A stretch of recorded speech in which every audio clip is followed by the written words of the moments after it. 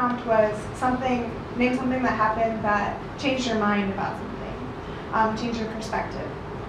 One of the entries was, the first time I held hands with someone of the same gender in public, and how we were yelled at by a group of drunk men on the street. It was the first time I realized that my sexual orientation was something that could put me in danger, even though it's quote-unquote better now. Another entry was, I always thought I wanted to marry someone from my own culture or country, until I met my soulmate, and I realized that that isn't as important to me as it is to my parents. So I'm gonna announce the next speaker. She is from Chicago, Illinois. She's a second-year medical student here, and she is sharing a story entitled Self-Preservation, My Journey to Living Out Loud. Please welcome Kyshari McCullough.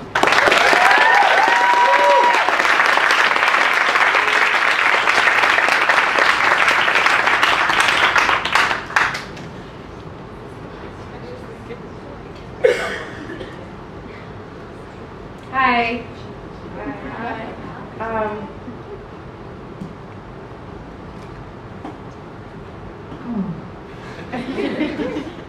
So most of the time, most of the defining moments in my life begin with some type of hair change or a haircut.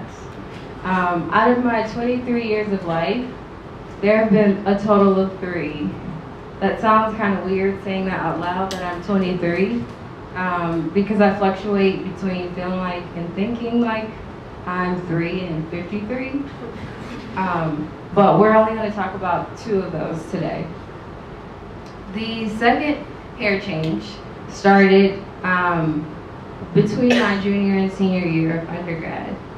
I was actually leaving OU, the Summer Scholars Program, and I went to Atlanta. That's where my mom lives and my siblings. And I started locks.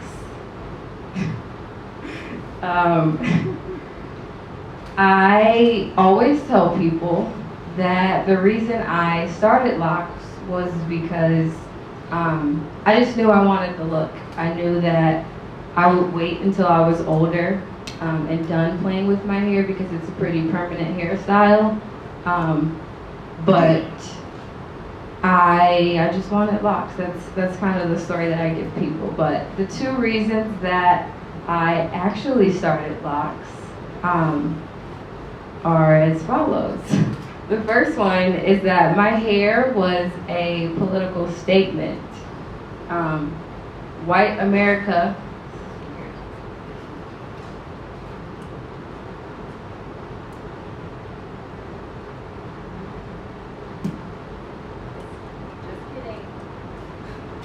Just kidding. White America believes that black hair is fascinating. It's cool, and we get a lot of "can I touch your hairs?"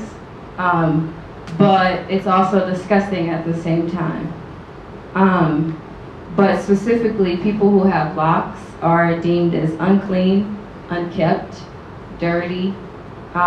It's viewed as inappropriate for the workplace, especially a profession as prestigious as the medical field. And this is not just my experience with locks. This is what people experience all around the country. In 2016, the U.S. Supreme Court declared it legal to ban applicants who have locks, making it clearly okay to discriminate against African Americans. So there's that reason. And then the second one was the transition between junior and senior year was chaos, pretty much. I was leaving the home that I had built in New Orleans for 4 years, leaving the family that I cultivated and nurtured. I was coming from a big city, which was very familiar to me, to a very small rural Athens. And then to top it all off, I was starting medical school. So I felt lost and completely terrified, just uncertain and really high anxiety.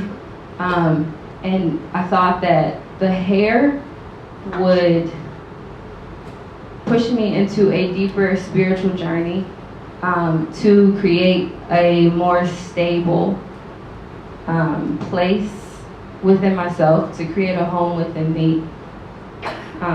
So those are those two reasons. And then a couple months ago, in December, November, I started to feel the same. Really, in January, it got bad.